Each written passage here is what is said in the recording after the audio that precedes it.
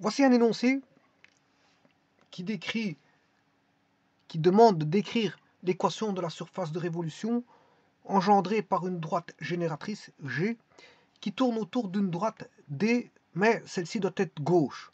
Alors on demande quelle est cette équation de la surface quelle est l'équation de la surface de cette surface de révolution. Voilà, je m'excuse. On demande quelle est l'équation de cette surface de révolution. Bien sûr, qui est engendrée par une droite génératrice. Donc la génératrice ici n'est pas une courbe, mais une droite. La génératrice est une droite et doit tourner autour d'un axe delta. Et la droite delta, ben, elle doit être gauche à la génératrice. En d'autres termes, on aura une génératrice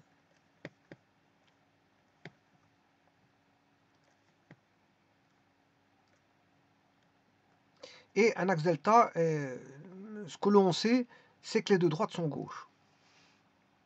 Donc, G doit tourner autour de delta. Bien sûr, on aura des cercles, hein, ça vous le savez, j'ai déjà mentionné ça plusieurs fois dans plusieurs vidéos concernant donc les surfaces de révolution.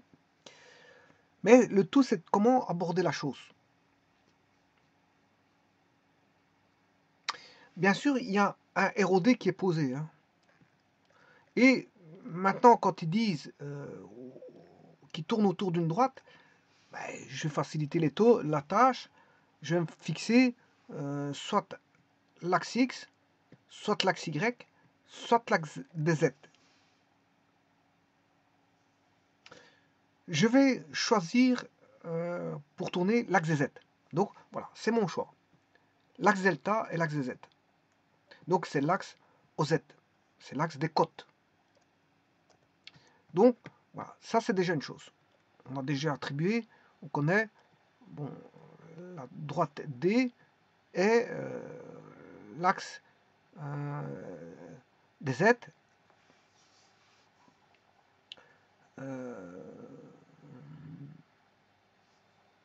C'est l'axe des Z.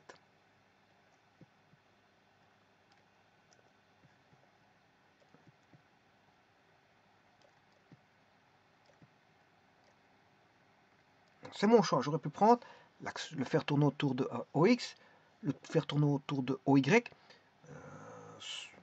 Mais c'est mon choix. Je le fais tourner autour de l'axe OZ. Maintenant, la génératrice, elle doit être gauche à l'axe OZ.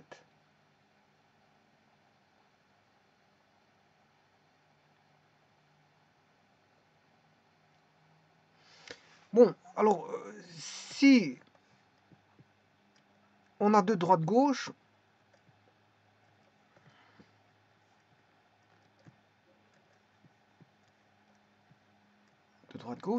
je peux faire une parallèle. Ici c'est G, et là c'est D. Je ne fais une parallèle à... je crée un plan pi,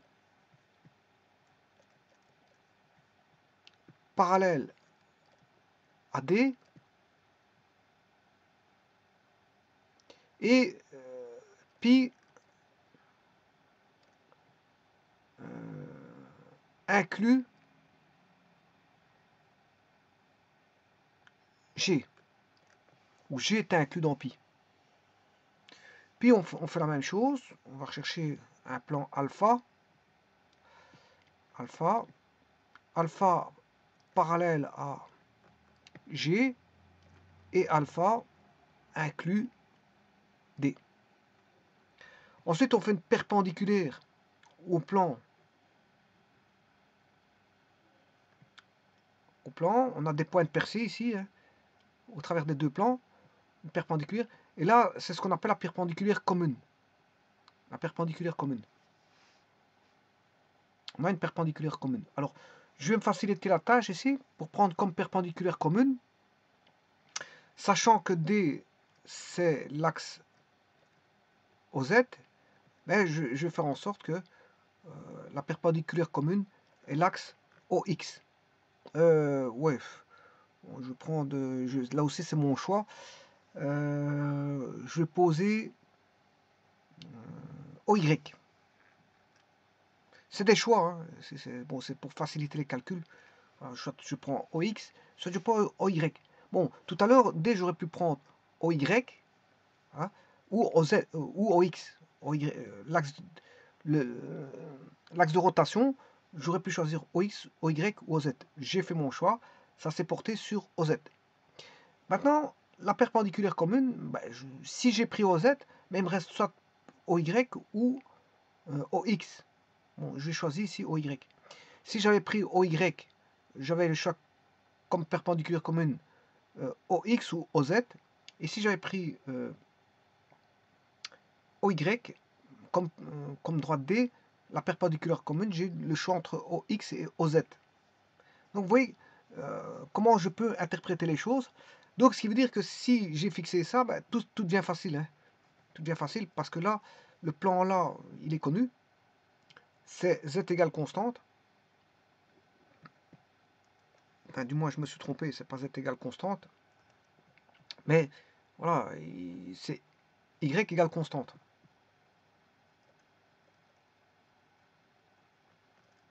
C'est un axe, c'est un plan d'ordonnée constante. Un plan d'ordonnée constante. Le tout maintenant, c'est de placer un second plan qui contienne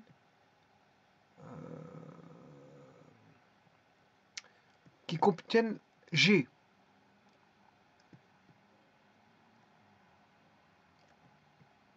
Qui contiennent G.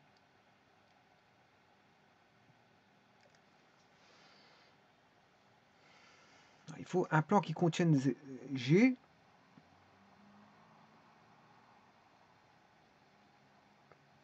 Et qui passe bien sûr par l'axe OY. Qui passe par l'axe OY, c'est-à-dire qui passe par la perpendiculaire commune. Alors, ça c'est un plan qui sera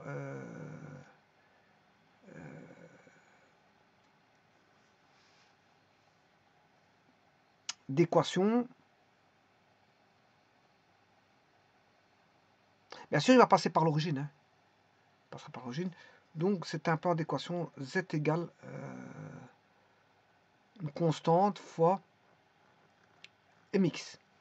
Enfin, une constante fois x. Ma constante, c'est k, c'est pas m. K fois x. K fois x contient l'axe OY.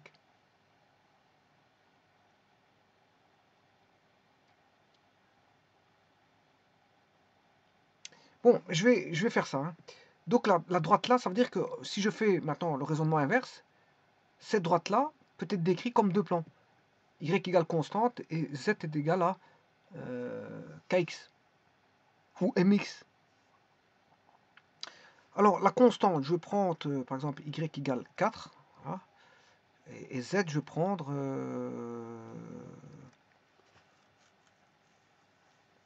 on va prendre 3x. Et je vais aller sur GeoGebra, donc Y égale 4. Voilà, c'est le plan là. On a bien ce plan là. Je vais prendre le plan Z égale 3x. Voilà, il contient bien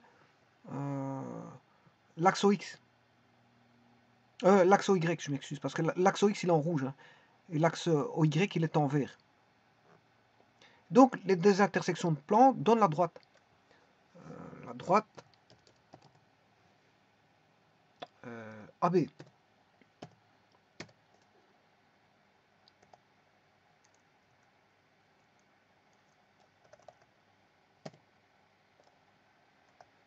Oui, c'est l'intersection.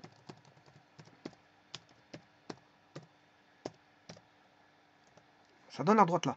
Donc cette droite là, ben, comment elle est par rapport à l'axe OZ? Mais elle est gauche. Et la perpendiculaire commune, ben, c'est l'axe OY. Regardez bien, l'angle. Ben, l'angle, vous savez très bien qu'entre l'angle, l'axe X et l'axe Y, ça fait 90. Hein. Bon, je ne vais pas vous montrer ça. mais je le fais quand même. Voilà, il y a 90 degrés. Ça, c'est une chose, mais l'angle, et là, ça, il faut que je vous le montre, l'angle entre F et l'axe Y, oui, ça fait 90. Donc on a bien, l'axe Y joue le rôle de perpendiculaire commune entre l'axe OZ qui est l'axe de rotation et la droite orange qui est la génératrice qui va tourner autour de l'axe OZ. Donc on a une perpendiculaire commune et effectivement les deux droites, donc l'axe OZ et la droite sont gauches. Elles sont gauches. Et c'est ce qu'on demande dans l'énoncé. Équation de la surface de révolution engendrée par une droite G génératrice qui tourne autour d'une droite gauche. Bon, maintenant qu'on a fixé la donne, ben, on peut interpréter toutes les équations. Alors,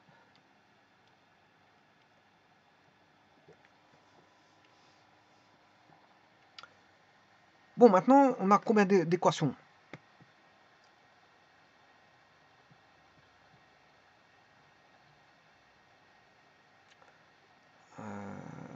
On a... Alors, l'axe Z est défini... OZ, il est défini par deux plans. C'est l'intersection du plan OXY. OXY, c'est Z égale 0. Avec...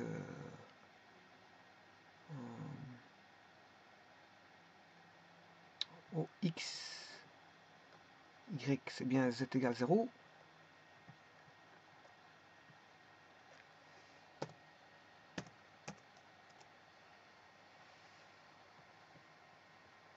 Non, c'est pas bon. C'est pas bon.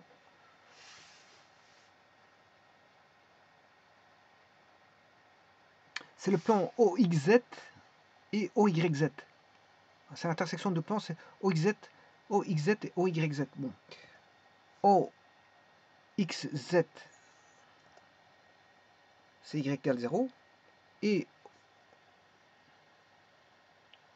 OYZ, c'est X égale 0. Donc j'aurai X égale 0, premier plan, le second plan, Y égale 0.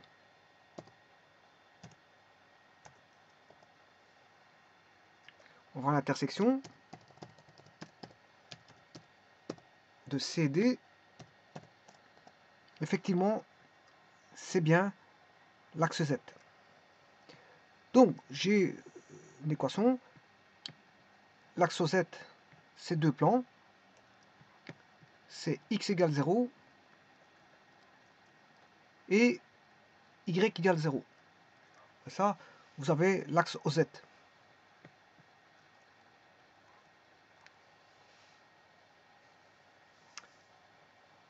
Bon, les cylindres qui vont être perpendiculaires à l'axe, on sait bien que c'est l'axe OZ. Delta, c'est l'axe OZ. Ben, aura pour équation x carré, tous les cylindres auraient pour équation x carré plus y carré égale r carré. Ça, c'est les équations du cylindre. Le cylindre, on va dire, c'est un cylindre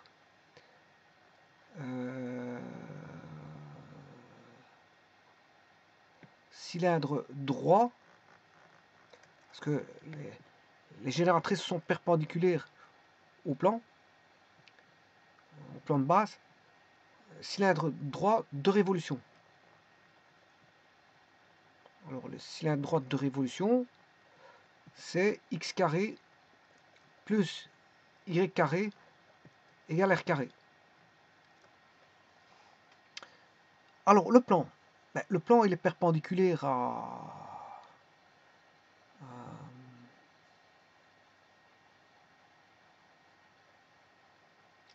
il est perpendiculaire à OZ.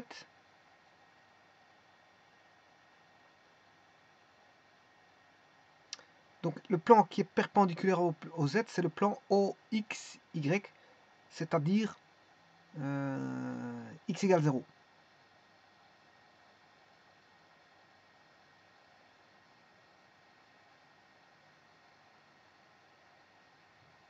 Enfin, x égale constante. Tous les plans, il y a une infinité de plans qui sont...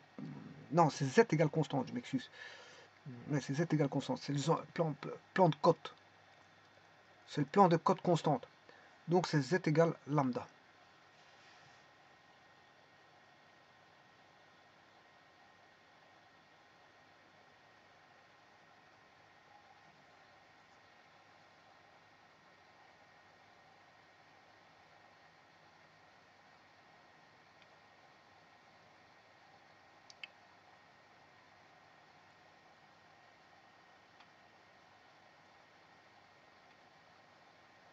Donc ça, j'ai pas besoin, apparemment, j'aurais pas besoin de ça.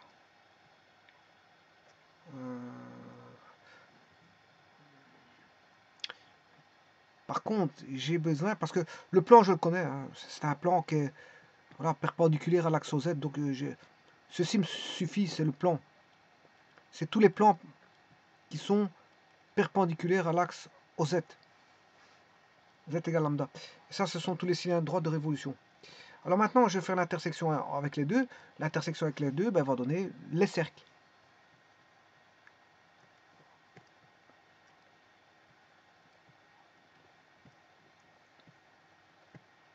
Donc on aura les plans perpendiculaires à l'axe OZ, qui est Z égale lambda avec lambda appartenant à R. On aura les plans, enfin on aura les cylindres droits de révolution, x carré plus y carré égale r carré, r carré, r appartenant à R. Mais maintenant, je vais associer les équations que j'ai formées au départ, qui sont la génératrice. Et la génératrice, j'ai dit que c'était y égale constante.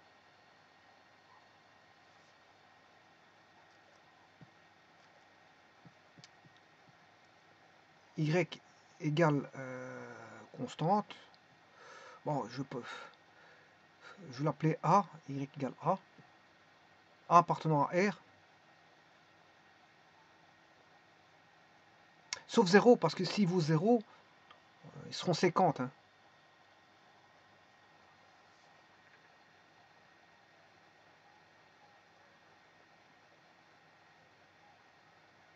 Et l'autre équation, c'est Z égale...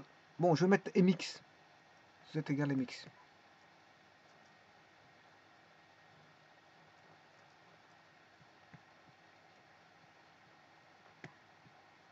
Maintenant, je vais résoudre tout ceci. Bon, dans mon exemple, j'avais pris y égale 4 ici. Et le m, il valait 3.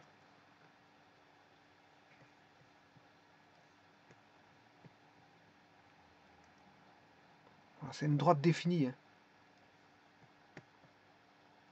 Et là, j'ai l'équation de la quadrique. Maintenant, je vais éliminer, bien sûr, ce que je peux. Je vais avoir une fonction en lambda r carré, bien sûr, égale 0. Pour ça, je vais éliminer un maximum. On sait bien que z, c'est lambda.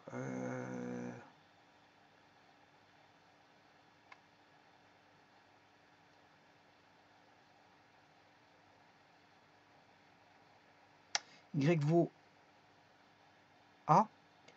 Bon, dans un premier temps, je vais mettre des A et des M, et puis après, je remplacerai par les valeurs. Je remplacerai à la fin par les valeurs. Donc, je travaille comme si j'avais du A et du M.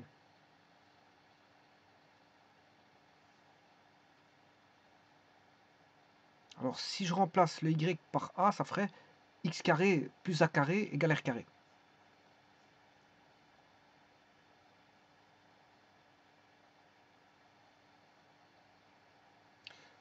Donc, je vais travailler ces deux-ci d'abord.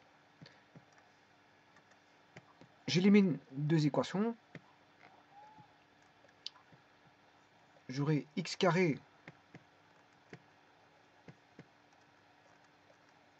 plus A carré égale R carré. J'en ai éliminé 2, donc j'ai éliminé la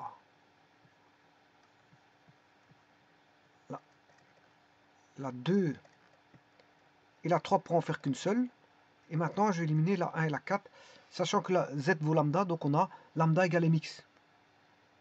Lambda égale mx. Lambda égale mx. Bon, j'ai plus que 2 équations. Maintenant, je vais réduire le x, il vaut lambda sur m. Si je retire de là, j'ai plus que 2 équations. Hein. 1 prime, 2 prime. X vaut lambda sur m.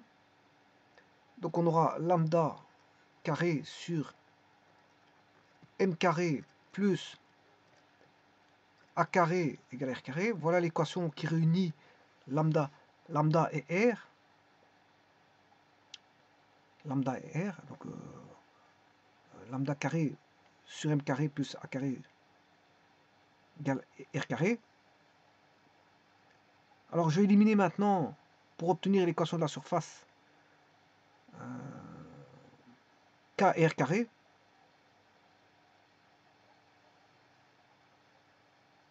Donc r carré, c'est x1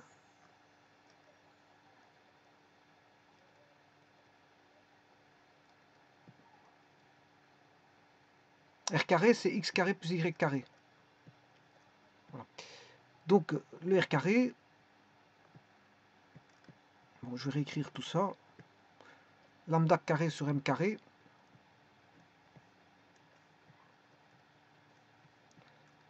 Lambda carré sur m carré plus a carré égale r carré. Mais r carré, c'est x carré plus y carré. Voilà, là de ce côté-ci. Attention que a et m sont des valeurs. Hein. A, m sont des valeurs. Je vais les fixer après. Je vous avais dit que j'avais pris a égale 4 et m égale 3. Bon, je pourrais changer ça, mais voilà, j'ai pris 4 et 3 au départ. Donc, il reste le lambda carré. Le lambda, que vaut lambda? Le lambda, il vaut z. Donc, lambda carré, c'est z carré. C'est z carré. On a un temps de mouvement, on a l'équation. Donc, j'ai z carré plus sur m carré plus a carré égale x carré plus y carré. Je vais tout mettre au même dénominateur.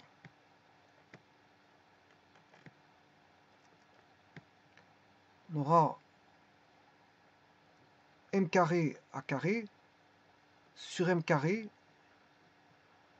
Alors là, on va multiplier par m carré sur m carré. M étant différent de 0, je peux simplifier puisque m est différent de 0. Voilà. Donc j'obtiens une équation qui est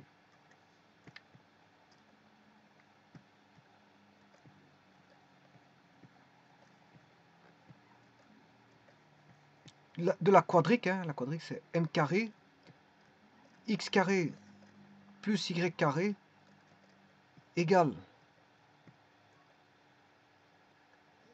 z carré plus m carré a carré.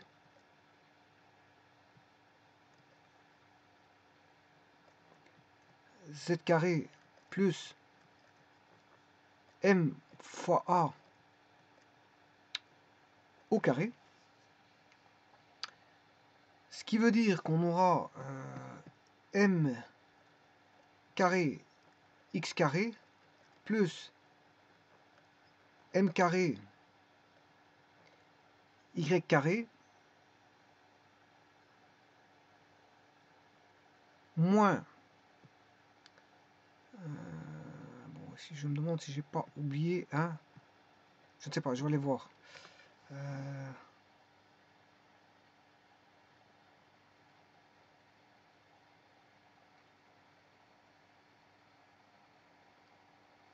Je reviens à l'équation de tout à l'heure. Hein, bon, moins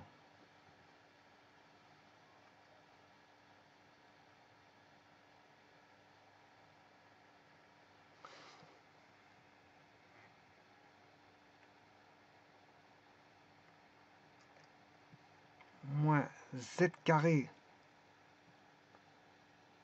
égale ma carré.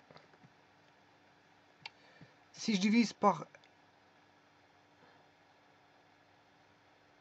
ma carré, j'aurai x carré sur a carré plus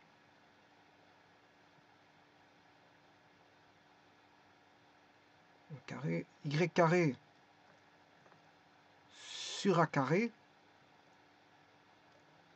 moins z carré sur ma carré égale 1. Voilà. Et ça, c'est l'équation, ben, vous l'aurez deviné, d'une hyperboloïde à une nappe, parce qu'il n'y a qu'un seul moins.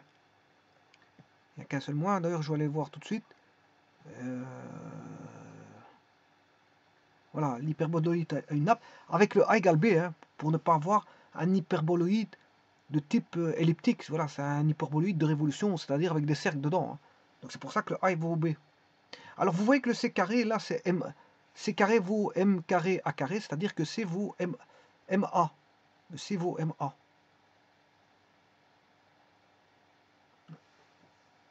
Le C vaut MA. Donc c'est une hyperboloïde à une nappe. On va voir ça tout de suite. Donc c'est x carré, je ne sais plus c'était quoi. X carré sur A carré. Alors je vous avais dit que le A, j'avais pris 2. Hein. Et le M, j'ai pris 3. Rappelez-vous, au départ, j'avais fixé un exemple sur GeoGebra. J'ai pris voilà, y égale 4. Donc A, non, A valait 4. Et M, j'ai pris 3. C'est 4 et 3. Je m'excuse. A vaut 4. Et le M valait 3. Donc on aura x carré sur 16 plus y carré sur 16 moins 4 fois 3, 12.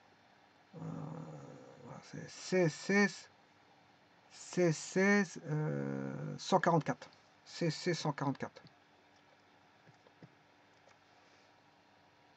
X carré sur 16 plus y carré sur 16 moins z carré sur 144 égale 1. Voilà, c'est l'hyperboloïde. Hein. Voici.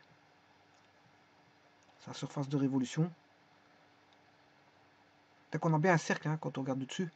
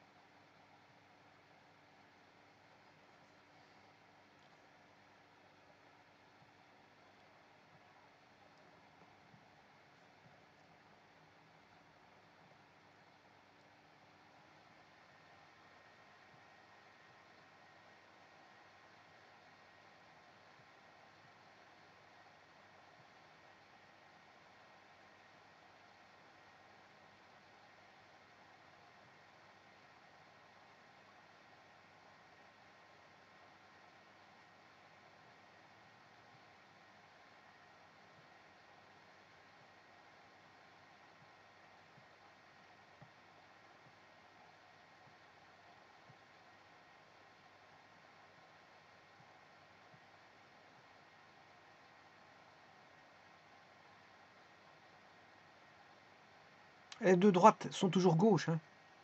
Entre l'axe OZ et la droite, elles sont toujours gauches.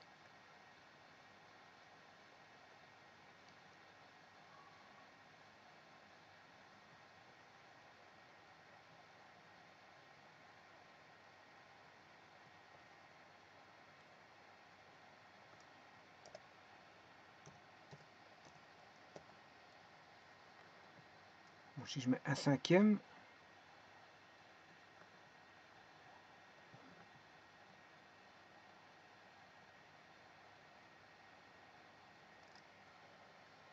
A, c'est 4 fois un cinquième.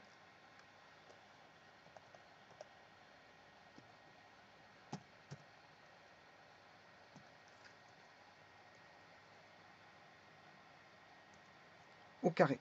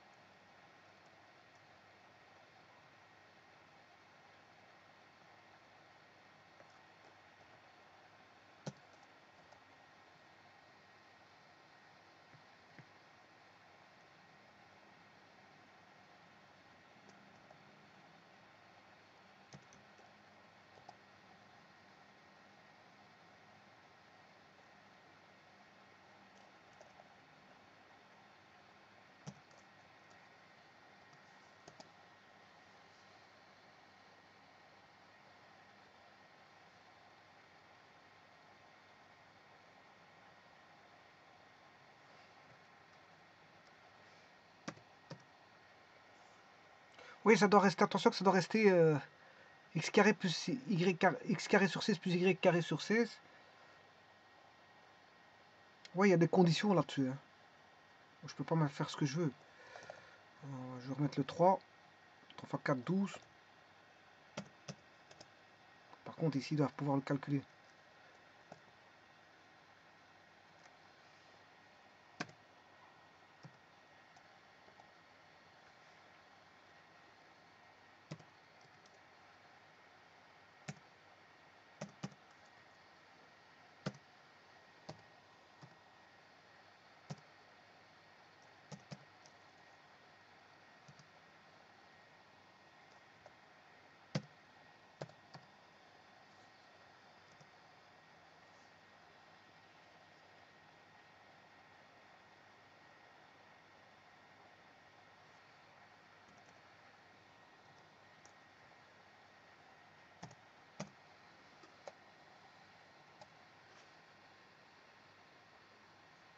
Voilà. Et là, j'ai bien pris 3.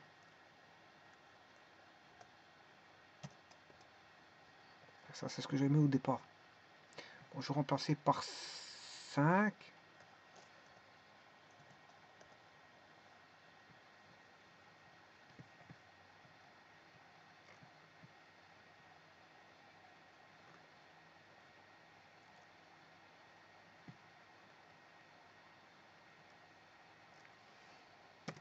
X carré sur 25 plus y carré sur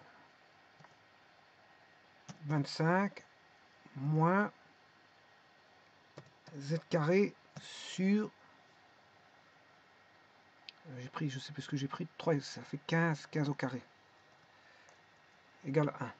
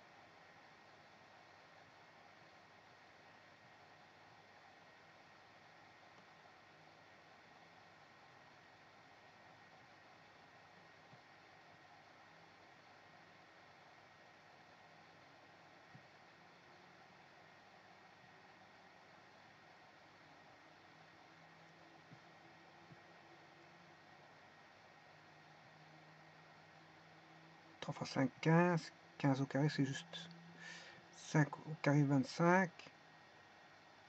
Ouais, c'est ça.